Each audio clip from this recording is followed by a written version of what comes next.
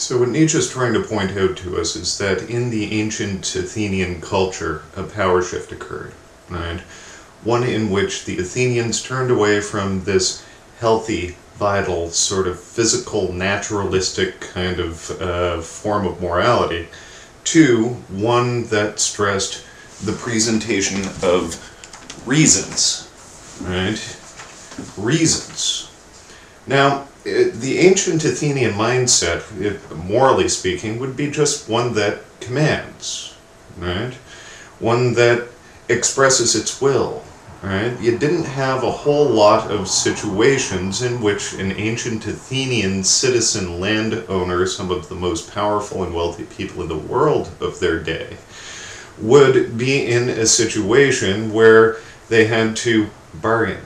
Right, and in fact, what we find in Socrates did, right, is he created a new game, or a new agon, which is a shift in power structures.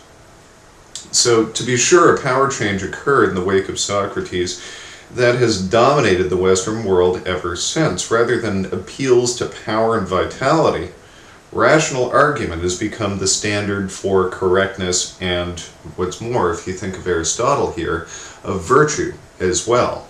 Right? So Nietzsche claims of dialectics that one chooses this weapon when one has no other weapon left. Right? Now, Nietzsche wants to claim that this shift in powers, this power shift in Socrates' choice of weapons, sarcasm, and dialectical argument, that these are signs of a will that's too weak to express itself as will. You only get into a debate, you only get into an argument with somebody or in a situation where you cannot just command. And what's more, right, Nietzsche wants to point out that dialectics is sort of a merciless weapon as well, right? He points out that dialecticians leave it to their opponents to prove that they're not idiots, right? So, for example, when we would see Socrates walking around the agora and questioning people, right, what he would do is wait for somebody to claim to know something, to know what justice is, to know what piety is, what have you, and then, right, with his method, what he would do is just make them look like idiots, right? So the old, noble, powerful in Athens, as we saw in the Apology, would be infuriated by this low-class, dirty, barefoot, ugly, old plebe, right? Has the gall to question them, right?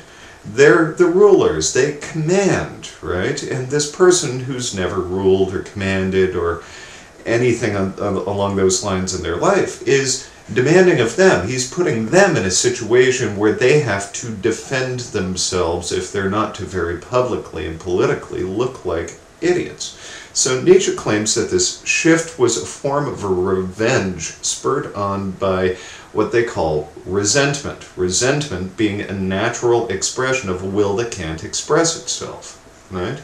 And if we think about this, right, think about any situation in your life that you would use the words, I resent that, right? It's in a situation where you can't really do anything about something that's happened, right? All you can do is take offense and stew about it, right? So, basically, as a principle here, we find in Nietzsche that passions that don't act outwardly, right, act inwardly. Right? When I have a will that can't express itself outwardly, what it does is it works inwardly and creates for itself sort of an imaginary revenge, right? When I resent something somebody did, or when I resent someone's behavior, what I do is I create an intellectual world for myself in which, oh, they'll get theirs, right? I'll be proved correct, and they'll be proved incorrect, right? Their behavior is going to result in bad sort of mojo, right? That's bad karma, right? And me, I've got good karma, even though I'm the one in a position who can't express my will, right? What happens is, rather than an outward expression of the will, what the will does is it turns back in on itself, right? And it creates this sort of nasty, hating, bitter kind of world, right? So in dialectics, we don't really move anything, change anything, affect anything in the world. We only affect things within the argument, right? Within the conversation, right? What dialectics do is they create sort of an imaginary world in which one will be proved correct for those who are not powerful and healthy enough in this world to express their will, right? When we're resentful, we don't act directly, we merely stew and become bitter. This, by all of Nietzsche's estimations, has to be unhealthy, right? So, Socrates invented a new game and became what Nietzsche calls its first fencing master for the noble circles of Athens. In the end, Nietzsche claims that this appeal to the fascination of the Greeks was an appeal to the erotic, right? Much like when we watch an Olympic sport, right? Or watch a Colosseum game in Rome, right? What we're doing is we're seeing a competition, two sides facing off with one another and clashing, right? So ultimately, people were excited by this, and Socrates collected a crowd because, right, it was a competition, it was a fencing match, right? It was a duel, right?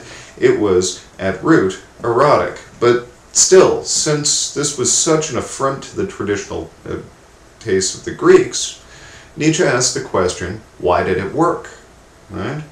Well, here's why the Greeks needed Socrates, right? Nietzsche claims that Socrates was merely an extreme case of sort of a general malaise that infected the entirety of the Western world, right? His instincts were decadent, his passions were out of control, and his spirit, right, was sick, right? Now, what Nietzsche's doing here is picking up the same understanding of the word spirit as Kierkegaard, right? The way that we care about the world is one that is decadent and sick, perverted, right? So this was the case with Socrates, but it was also the case, though less obviously, with all of Greece. Now, we get all of this literature and architecture and culture out of Greece largely because they struck it rich overnight, right? The ancient Greeks found a rich silver vein, enslaved a bunch of people, and through forced labor, they all became basically wealthy overnight. And what happens whenever anybody becomes wealthy overnight? Right? Well, there's no self-control, right? There's decadence, right? We buy whatever we've always wanted, right? We meet every single desire, no matter how petty, no matter how unhealthy, right? And ultimately, right, this creates a cultural problem. Nietzsche claims, right? Socrates understood that all the world needed him, his means, his cure, his personal artifice of self-preservation. Everywhere the instincts were in anarchy. Everywhere one was within 5 paces of excess. Monster in the face, monster in the soul was the general danger. So Socrates claims the impulses want to play tyrant. One must invite a counter-tyrant who is stronger. Right?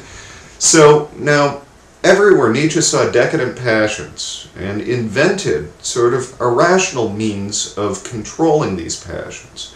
In the end, the story of the foreigner that we talked about a minute ago is that when called a cave of bad appetites, right, Socrates simply responded, "This is true, but I've mastered them all." How did he master them all? Reason must control the passions. Again, we saw this in Plato, right? This was Socrates' cure for the cultural malaise of the Western world. We must become absurdly rational at all costs, right? Now, as we're about to see, Nietzsche and Thomas Hobbes actually have quite a bit in common with one another, right? Reason, for these two figures, is a tool of the passions.